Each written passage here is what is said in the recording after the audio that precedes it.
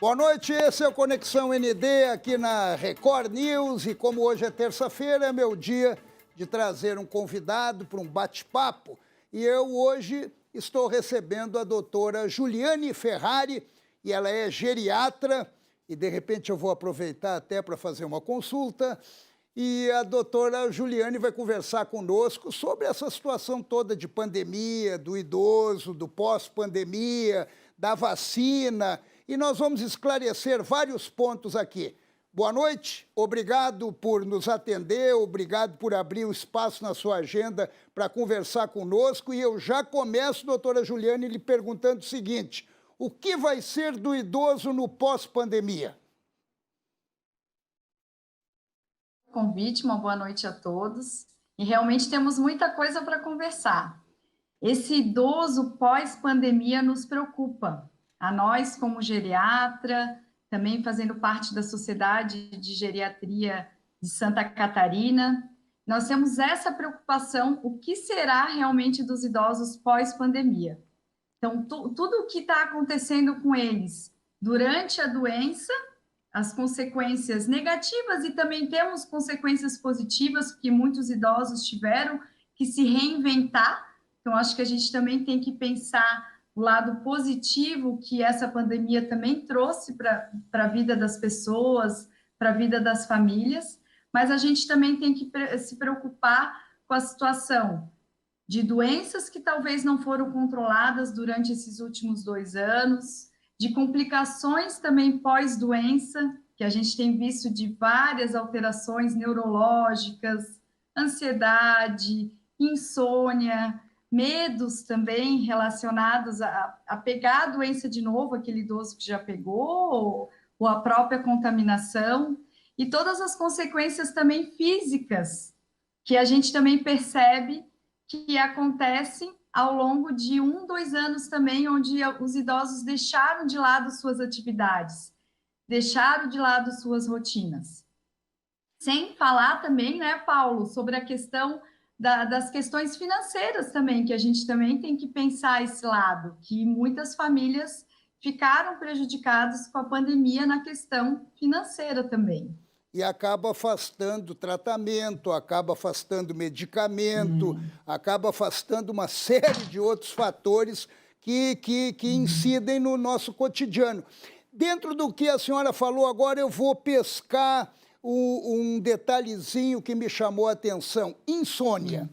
Insônia por quê? Porque eu ouvi dias atrás um estudo, eu li parte de um estudo que diz que a pessoa que dorme menos de 6 horas, ela tem tendências à demência. O idoso, já por natureza, ele dorme menos. O sono dele é mais leve. Numa situação de ansiedade, ele acaba sendo prejudicado. Como resolver isso? É muito interessante a gente falar sobre insônia, porque insônia é uma das queixas mais frequentes do nosso consultório. Então, o idoso, ele se queixa muitas vezes de que não consegue dormir, que é um tipo de insônia muito frequente, mas às vezes ele consegue dormir e ele desperta muito cedo, ou ele tem vários despertares ao longo da noite. E isso realmente atrapalha a qualidade do sono, a qualidade de vida do outro dia, porque esse idoso vai ficar sonolento, ou não vai conseguir fazer as suas atividades da maneira adequada, ou vai precisar dormir muito, né? Vai querer recuperar o sono e dormir durante o dia, que isso também é errado, né? Que as pessoas fazem isso, e acaba prejudicando ainda mais, porque sai daquela rotina, e sai daquela higiene do sono, que é uma coisa que a gente sempre tenta conversar com os nossos pacientes. E essa relação com demência é uma relação já bem estabelecida e muito estudada mesmo. Para a gente ter qualidade de vida e qualidade de cérebro, vamos pensar assim, a gente precisa dormir bem. Todos nós, todas as faixas etárias, não Sim, só os idosos também, claro, né? claro, eu estou entendendo, mas daí qual a solução para isso, para resolver isso? Não existe solução mágica. Se existisse, né, seria fácil. Então, acho que a primeira coisa é identificar. Eu penso que a primeira coisa é sempre a gente identificar o que está acontecendo, né? Qual é o tipo de insônia? Será que eu levo para a cama as preocupações? Será que eu vou deitar? Será que eu fico muito no celular, vendo filmes, novelas, ou notícias, jornais, né, que trazem muitas vezes notícias ruins para a gente? Então, acho que a primeira coisa é a gente identificar o porquê que eu estou tendo insônia. Porque às vezes tem uma causa que pode ser resolvida e melhorada. Mas também, claro, temos casos mais graves ou raros, que são casos que a gente chama de insônia primária, né? Tem pessoas que, de repente, desde jovem, desde criança, já tem problema de insônia. Mas não é a maioria dos casos. A Agora, maioria doutora, dos casos, uma curiosidade que eu tenho. Por que sim. o idoso dorme pouco? Não, isso é uma lenda, Paulo. É Na lenda? verdade, Olha, eu é acho que claro. não, hein? Não, olha só, vou te explicar. Os estudos mostram que o idoso pode até realmente diminuir 1 hora em relação ao adulto jovem. Então, o adulto dorme uma média de 7 a 8 horas e o idoso de 6 a 7 horas. Então, é pouca diferença se a gente for pensar. Mas sabe o que acontece muitas vezes, Paulo? Os idosos vão para a cama muito cedo. E aqueles idosos que vão para a cama às 6, 7 horas da noite? Ah, daí. Ou que seja 9 horas da noite. Aí eles acordam, vamos supor, ó, vamos fazer o cálculo. Dormiu às 9 da noite. Acordou às 4 da manhã. Qual foi o tempo total de sono dele? É, 7 horas. o ideal, né? Que seriam 7 horas. Que Agora, está dentro do padrão normal do sono. agora Então, já lhe interrompendo de novo, até porque isso aí tem tanta coisa, de não, repente é vai tanta embora o programa. coisa. E E eu. a gente vai ficar falando só de É, insônia, é agora, o verdade. seguinte: tomar medicamento para dormir, a senhora recomenda ou não? Aí a gente tem que avaliar cada caso. O ideal que a gente chama é higiene do sono, é mudar comportamento, não ir para a cama sem estar com sono, não ir para a cama muito cedo, não tomar estimulantes, né, que possam fazer com que a gente perca o sono, preocupações, atividade física muito perto da hora de dormir, comer demais muito perto da hora de dormir. Então, isso é o ideal, é a higiene do sono e a terapia comportamental. Então, o psicólogo, que é o principal aliado, o principal medicamento para a insônia. Mas, em alguns casos, é claro que a gente tem que medicar, a gente tem que ver se essa pessoa não tem, talvez, um distúrbio de comportamento de sono, porque tem um Alzheimer, porque tem realmente uma depressão. Então, uma apneia do sono, que são aqueles roncos e despertares também ao longo da noite. Então, cada caso é um caso. Também ansiedade, né? Também é uma outra questão E que a afeta ansiedade bastante o aumentou sono. muito, né, doutora? A ansiedade aumentou muito com essa É. história da pandemia, as pessoas até se encaminhando para depressão, né? E Com como certeza. resolver isso? Eu estou aqui, eu estou com uma geriatra na minha frente, eu quero saber como é que a gente pode. Você quer soluções. É, exatamente, como é que a gente pode driblar isso? Então, voltando lá para o começo, é identificar. Porque às vezes as pessoas também não se aceitam deprimidas, não se aceitam ansiosas. Às vezes é o parceiro, a parceira, um filho que leva o paciente ao médico com essa queixa. Muitas vezes a queixa não é do paciente, o paciente não se identifica como ansioso, como deprimido. Então, essa questão de entender, de aceitar e de saber que isso tem tratamento é fundamental. Aí a gente tem que ver o que a gente pode fazer realmente para ajudar. Se há algum medicamento também que esse paciente toma que está atrapalhando no sono, pode ser. Se é algum hábito dele, que a gente já conversou agora, né? Se é uma questão que está faltando atividade física, é uma questão de realmente encaminhamento para terapia, outros tipos de tratamento, né? A gente sabe que o lazer, que estar feliz, que estar em comunidade, estar em contato com a família, ajuda nos sintomas de ansiedade e depressão, que é isso que o nosso idoso está sofrendo nesse momento com essa pandemia. O isolamento social, o distanciamento, muitas vezes, desse idoso com seus familiares, com o seu mundo social, com a sua sociedade, ia na igreja, não vai mais, ia num grupo de voluntário, trabalhava, deixou de trabalhar, próprio home office, né? As pessoas muito dentro de casa também. Então, isso faz com que as pessoas não socializem, não dividam também o seu dia a dia com alguém, e isso piora sintomas de ansiedade e de depressão. Agora Então, é importante também, né, doutora, colocar o processo de produtividade, dar produtividade ao idoso, tornando ele útil para ele próprio, né? E a pandemia tirou isso, a senhora acabou de fazer essas colocações. E o que incide, além da depressão e da ansiedade, o que pode provocar no idoso? Daí nós já saímos da parte mental e vamos entrar na parte física. O que pode prejudicar nesses praticamente 1 ano e meio de pandemia? Olha, são muitas complicações, né? Tanto a gente vamos dividir os idosos que não tiveram a doença e aqueles que tiveram, que também são grupos de idosos diferentes. Os que não tiveram a doença, a gente realmente tem essas complicações psicológicas, vamos incluir assim, e tem as complicações físicas, perda de peso ou aumento de peso também, muita gente comendo demais, E comendo excesso de errado, né? álcool, E comendo errado, né, doutor? comendo errado, comendo muito fast food, iFood, né? Muita comida pronta, realmente pela facilidade de não ter que ir no supermercado, de ter medo, né? Então, realmente, o delivery, vamos dizer assim, aumentou muito.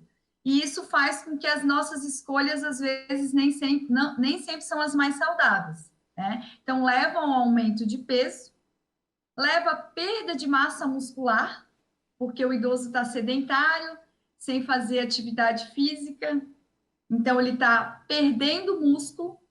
Isso faz com que aumente o risco de quedas, caindo, vai aumentar o risco de fraturas. Tendo uma fratura, ele vai ser obrigado a ir para um hospital e fazer uma cirurgia, na grande maioria, né, das fraturas, claro, pode ser que algumas não, mas isso então também aumenta o risco de ele se contaminar, porque daí ele acaba tendo que ficar num ambiente hospitalar. Então é um ciclo, né, vicioso que a gente chama, porque às vezes uma coisa vai desencadear uma série de outras coisas ruins. Então, as consequências físicas também foram muito afetadas durante essa pandemia. As pessoas deixaram de fazer atividade física ao ar Era livre. aí que eu queria entrar, é exatamente aí que eu queria entrar. Eu ouço muito que é fundamental para a proteção do organismo, inclusive para se proteger do vírus, é fundamental a vitaminas E, vitamina D, vitamina C, mas também atividade física. Atividade física é fundamental. Daí ele não está numa academia, não mora num prédio que tem academia, tem temor de sair para a rua e ficar andando. Qual é a solução nesse sentido? É isso aí mesmo, os idosos dentro de casa, sem pegar um sol, sem ter contato com a natureza, sem estar fazendo exercício ao ar livre, que a gente sabe que isso é muito lúdico, isso é muito bom, né, para a nossa saúde mental e espiritual também. Então, uma das soluções que a gente realmente sugere quando a pessoa não puder ou não tiver na sua casa um espaço, academia, com horário, tudo higienizado, organizado, é que faça aulas online. Isso é uma coisa que veio, né? Veio para ficar também. Então, a aula online possibilita muito que esse idoso se movimente. Apesar de que sabemos que talvez nem todos os idosos vão ter acesso à internet. Então, esse acaba sendo um problema, porque precisa ter uma internet precisa ter um computador ou um celular. Porque às vezes a gente fala por uma faixa social que tem uma determinada condição e esquece uma outra faixa social que, de repente, está lutando pela sobrevivência, né, doutora? A gente tem que pensar que é uma variedade muito grande de idosos. Então, aqueles que podem, que têm condições financeiras de também de trazer um personal na sua casa com todos os cuidados, um fisioterapeuta, aqueles que podem ter acesso a esse mundo online que se ampliou muito na pandemia, e aqueles que realmente não vão ter condições. Agora, doutor, eu estou lhe interrompendo. Não, desculpe desculpa. Eu acho que é um pouco de ansiedade da minha parte para poder extrair o máximo possível da senhora. Agora, eu tô agora entrando na área da alimentação. A alimentação também tem que ser muito bem organizada, muito bem regrada, né? Porque, de repente, ela pode provocar situações de alguma doença, de alguma fragilidade. Sim. Eu só quero dar a última dica ali para quem não tenha tantas condições para atividade física, que eu me lembrei agora, é a questão de subir e descer a escada, por exemplo. Né? Seria uma opção. Uma boa opção. Caminhar no jardim, caminhar ao redor da casa.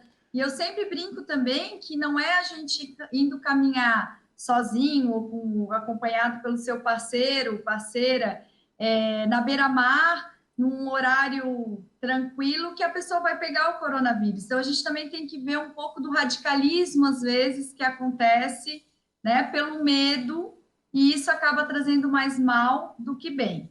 Então, agora falando sobre alimentação, eu concordo contigo. Então, voltando ali, a gente já falou um pouco das escolhas, que a gente faz escolhas erradas, escolhas rápidas. Então, a gente acaba comendo, de uma maneira geral, em isolamento, menos frutas, menos verduras. Então, a gente acaba comendo, talvez, muito tempo também os alimentos dentro da geladeira.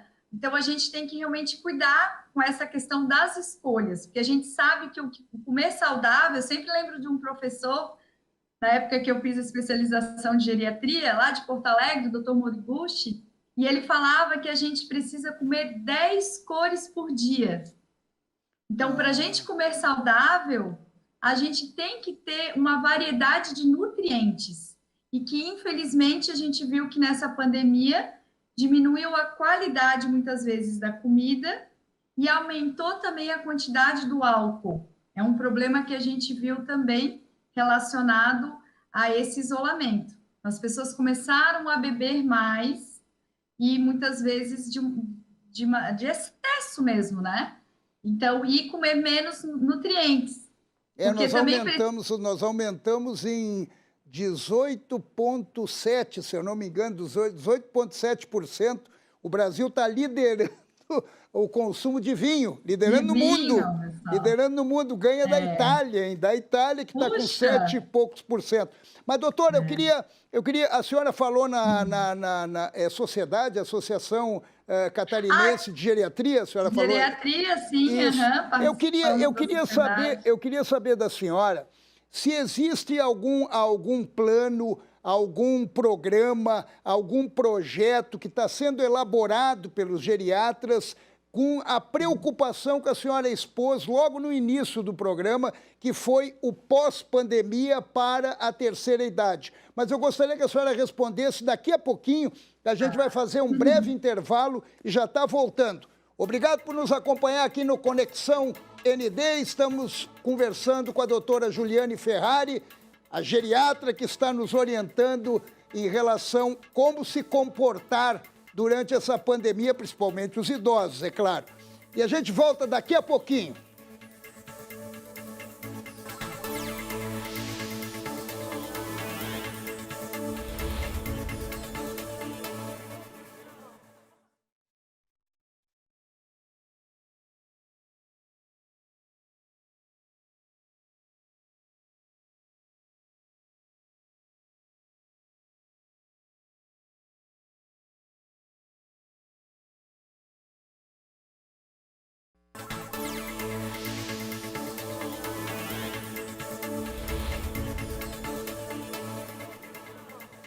Voltamos com Conexão ND aqui na Record News, ouvindo a doutora Juliane Ferrari, que é geriatra. Doutora Juliane, eu lhe coloquei agora há pouco, antes dos comerciais, sobre algum plano, algum trabalho, algum projeto, até na preocupação do pós-pandemia para o idoso. E existe isso, ou só estão... já sinalizaram que tem problema, mas não estão pensando em nada para resolver? Não, a gente está pensando sim. Inclusive, estamos preparando um evento, uma jornada catarinense, onde o tema será esse, o idoso pós-Covid. Então, a nossa sociedade ela é multidisciplinar, Paulo. Então, não temos somente médicos geriatras, também temos todos os profissionais que trabalham em prol do envelhecimento do idoso. Então, é uma sociedade multidisciplinar que tem esse olhar mesmo de cuidado integral para esse idoso. Então, isso é uma coisa que eu já posso te contar, que é verdade, que a gente já está programando realmente essa jornada para setembro. Podemos falar, quem sabe, mais adiante sobre ela de novo. Então, o nosso tema é o idoso pós-Covid.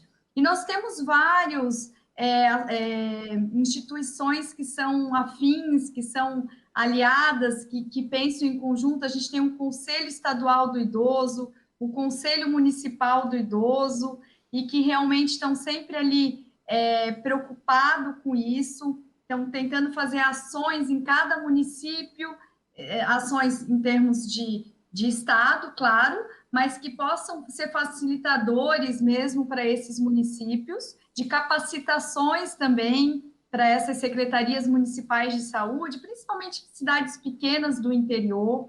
Temos o NET, que é um núcleo também de estudo da terceira idade, que está vinculado à Universidade Federal de Santa Catarina, que também temos vários programas também relacionados ao cuidado do idoso, com essa preocupação mesmo de entreter esse idoso, de trazer atividades, de fazer que mesmo com o mundo online, porque daí vamos voltar para realmente aquela parcela da população que tem esse acesso. Sabemos que tem pessoas que, infelizmente, não terão esse acesso, mas aqueles que podem realmente ter esse acesso e de participar e se sentirem dentro de um grupo, estar estudando, melhorando realmente as suas capacidades intelectuais e físicas também. Então a sociedade, de maneira geral, ela está se mexendo, sim. Próprios programas dentro das secretarias municipais também. Florianópolis também a gente tem, por exemplo, teleconsulta agora para o nosso idoso. É uma coisa muito interessante. Agora, o seguinte, aumentou muito, doutor, aumentou muito o número de idosos em Santa Catarina. Aqui tem a característica de ser um estado que absorve bastante idoso, né? Na verdade, assim, esse dado, se agora durante a pandemia vieram idosos para cá, eu penso que sim, que muitos familiares trouxeram também os seus idosos para morarem aqui. A gente vê, eu não saberia te dizer em números, mas eu penso que sim. Na prática, é isso que a gente tem visto, que as famílias realmente trouxeram seus idosos de outros estados, São Paulo, Paraná, Rio Grande do Sul, para morarem aqui, para terem realmente um cuidado especial, né? O cuidado à presença e também um outro dado, né, que é a qualidade de vida em Santa Catarina, né? Nós somos o estado com maior expectativa de vida do Brasil. Agora, 79... agora eu estou te interrompendo, exatamente isso que eu estava esquecendo. Expectativa de vida. Então, de repente, eu quando era jovem, uma pessoa com 55, 60 anos era mais do que nono, né? Era um noninho já bem velhinho. Hoje, 80 anos, você encontra uma pessoa superativa. Mas também até que ponto você ser uma pessoa com uma expectativa de vida maior, mas chegando lá você é uma pessoa completamente inútil, uma pessoa fragilizada, uma pessoa que depende dos outros. Até que ponto a expectativa de vida ela é mais positiva do que negativa? Não, isso é super reflexivo, assim, essa sua pergunta.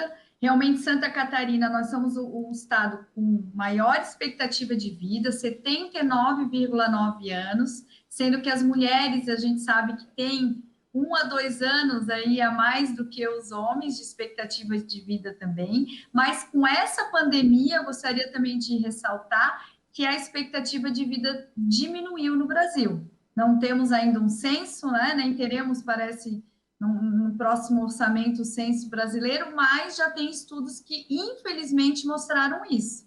E então, concordo contigo, não adianta eu viver até 100 anos e não viver com qualidade. E isso acho que todo geriatra, todo gerontólogo, né, que toda pessoa que trabalha com idoso, é isso que a gente quer para o nosso paciente, que ele viva bastante, muito, chegue aos 100, mas chegue com qualidade. E Exatamente. agora o que fazer? O que fazer que é a cereja do bolo? Seria isso. Realmente tem que começar lá na infância, Paulo. Então, começa lá na infância, hábitos. Né? A gente tem que ser um adulto que já pratica ações pensando no envelhecimento. O Então, eu tenho que... geriatra, a gente bate na porta dele com 20 anos e não com 40, 50, seria isso? Olha, o ideal é começar mais cedo mesmo, né? A gente brinca, né, que depois que nasceu, passou pelo pediatra, já pode ir para o geriatra, né? Porque a gente começa a envelhecer, com que idade que a gente começa a envelhecer? Depois que a gente nasce. Essa é uma grande brincadeira, mas é uma realidade. E é claro que a gente sabe que o nosso pico, o pico de massa óssea, o nosso pico funcional, antigamente se dizia que era os 30 anos. Esse era o pico, como você bem comentou. Antigamente, 60 anos era muito idoso. E hoje em dia a gente está vendo, não, que as pessoas estão chegando muito bem aos 50, aos 60, aos 70 anos. E é isso que a gente quer. A gente não quer só longevidade, a gente quer qualidade de vida. Mas não é uma coisa fácil, não é um segredinho, né? Não é uma receita de É, bolo. é uma, é uma É um evolução. conjunto É um conjunto de ações, e isso até tem um nome, Paulo, científico, que se chama envelhecimento ativo. Envelhecimento ativo é uma política pública mundial da OMS que visa com que o idoso possa chegar com funcionalidade, com plenitude na idade, né, idosa, realmente é os seus 70, 80, 90 anos. Então, isso é um conjunto, é que os gestores, eles precisam investir nisso. Eles precisam investir em políticas públicas que, infelizmente, quando a gente fala disso, a gente ainda está muito É aquém, né? verdade. A gente ainda precisa muito mais, né? Investir em políticas públicas que promovem o envelhecimento ativo, É que começar a se façam... conscientizar que o Brasil está envelhecendo também e tem que tomar um cuidado com esse segmento. Agora, eu quero lhe fazer outra colocação. Vacina. A vacina começou com os idosos. Daí teve a Sim, primeira dose, daí teve a segunda dose, e daí teve o idoso que tomou a dose, e a primeira pergunta que ele fez à pessoa que vacinou, tá, e agora, quando é que eu posso beber? Já teve uma sim. idosa que até nós mostramos aqui no ND Notícias, no jornal que eu participo junto com a Ildiane, nós botamos uma idosa que tomou a dose, está, e agora, dá para fazer sexo?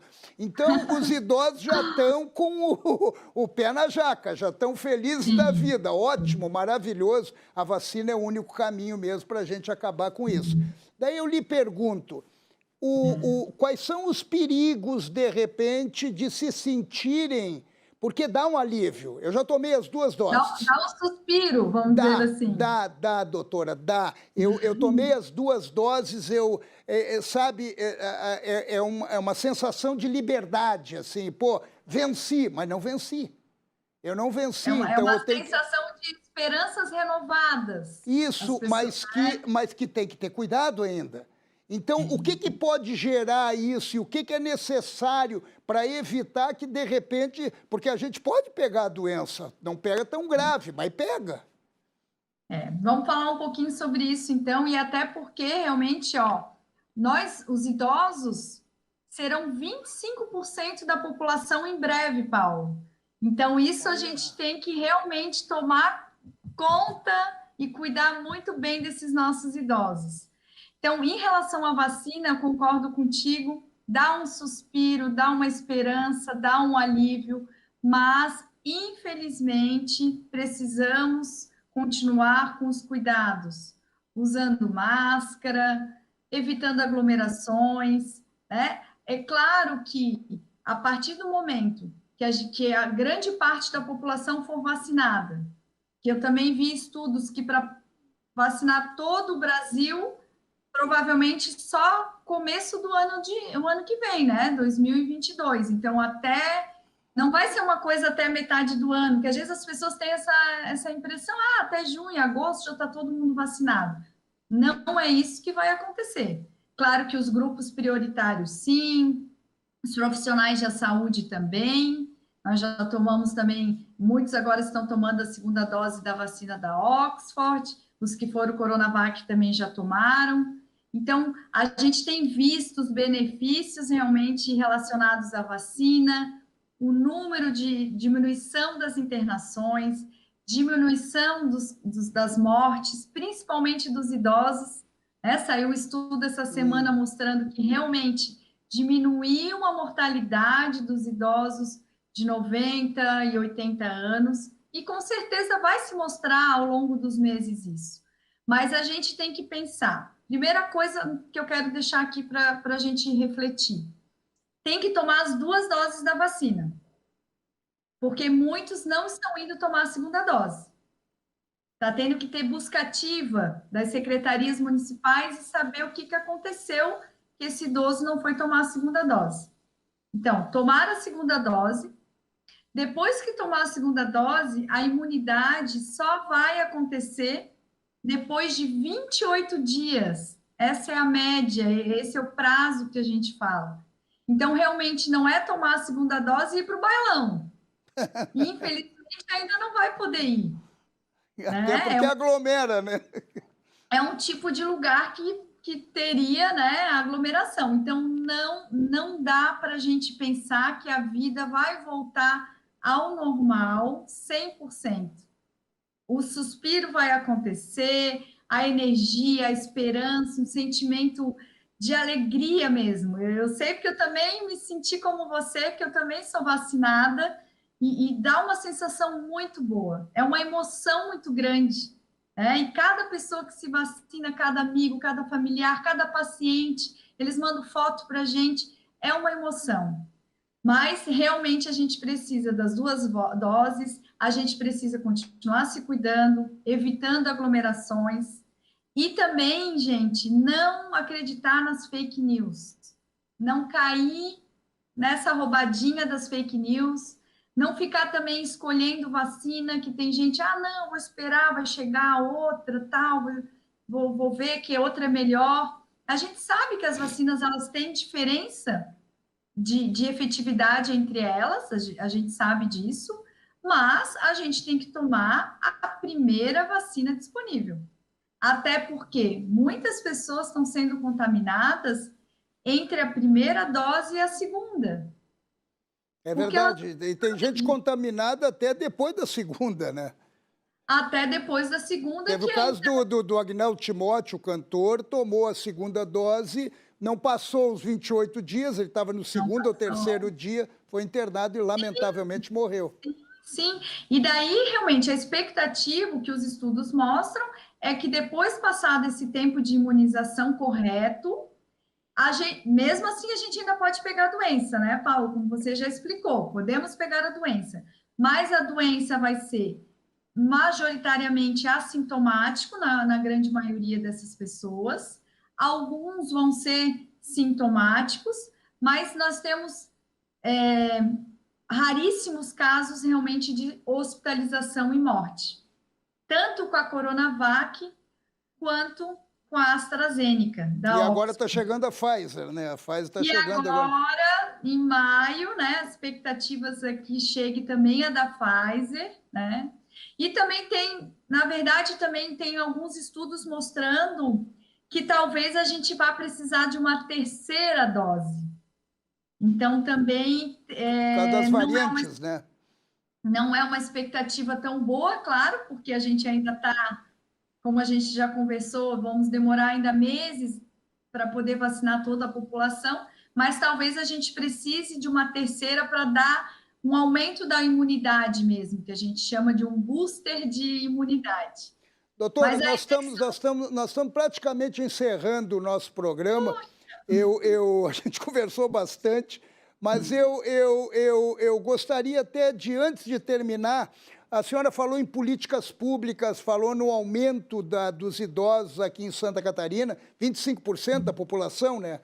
vai chegar em breve. Vai chegar em breve. Nos próximos anos. E daí eu só queria lhe perguntar rapidamente, porque já está praticamente terminando, qual é o primeiro passo de política pública que a senhora acredita que tenha que ser tomado para pelo menos dar uma proteção ao idoso?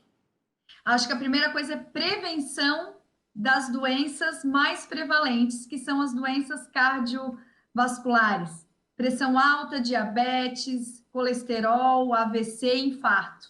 Então, a gente também se preocupa muito com o Covid, que claro que temos que nos preocupar, mas a gente esquece das doenças mais prevalentes, que ainda se morre mais de infarto, de AVC, de derrame, do que de Covid. Então, o primeiro passo é a prevenção, identificação dessas doenças o mais cedo possível e evitar. Na verdade, o ideal é que a gente cresça, envelheça sem ter essas doenças. Então, acho que a minha sugestão vai aí. Doutora, muito obrigado por sua participação aqui no Conexão ND. Obrigado pelos seus esclarecimentos, obrigado por esse bate-papo leve, tranquilo, que certamente esclareceu muitos pontos. E saúde e alegria. Eu não tive tempo hábil de consultar, mas deixa para outra hora. Muito obrigada, adorei. Eu acho que o importante é a informação, né? A informação correta. Isso que a gente está fazendo é muito bom, que a gente vai ajudar um grande número de pessoas, com certeza. Obrigada mais uma vez pelo convite. Por favor, obrigado, um grande abraço e obrigado você que nos acompanhou até aqui no Conexão ND. Terça-feira que vem eu volto com mais um convidado. Um abraço forte, uma bela noite e até terça.